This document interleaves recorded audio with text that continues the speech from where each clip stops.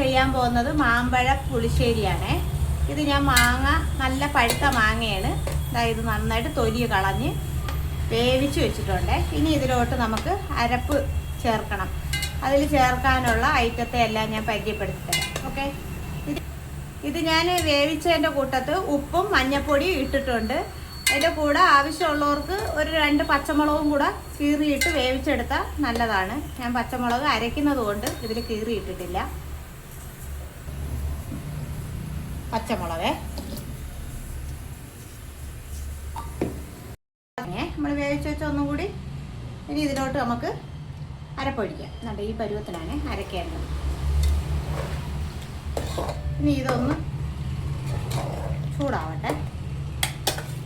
ചൂട് വെള്ളം ഒഴിക്കാം.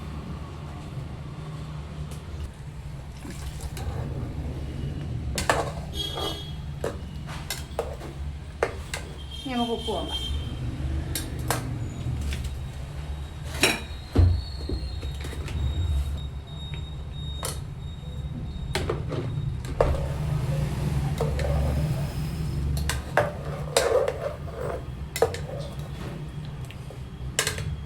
ചെറുതായിട്ടൊന്ന് തിളക്കട്ടെ. ഓവർ തിളച്ച് പോകണം.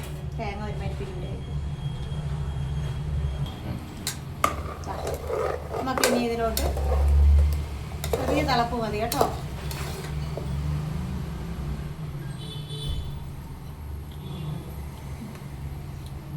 ഇനി ഫ്ലെയിം ഓഫ് ചെയ്യണേ. തീ അണച്ചതിന് ശേഷം മാത്രമേ തൈര് ഒഴിക്കാവേ. തൈര് അല്ലാതെ ഒഴിച്ചു കഴിഞ്ഞാൽ തിളയ്ക്കുമ്പോൾ ഇത് പിരിഞ്ഞു പോകും. അതുകൊണ്ട് ഇത്രയും ഞാൻ തൈര് എടുത്തിട്ടുണ്ട്. ഞാൻ അടുപ്പ് ഓഫ് ചെയ്തു. ഇനി ഇതിലോട്ട് ഈ തൈരും കൂടെ ഒഴിച്ച് നന്നായിട്ട് മിക്സ് ചെയ്യണേ.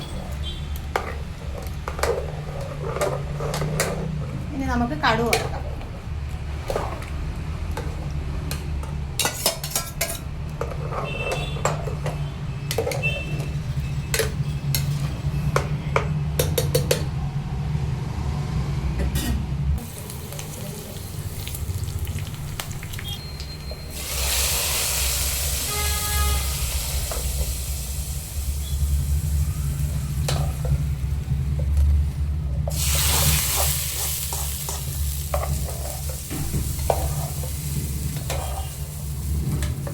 അങ്ങനെ മാമ്പഴ പുളിശ്ശേരി ഇവിടെ റെഡി ആയിട്ടുണ്ട്.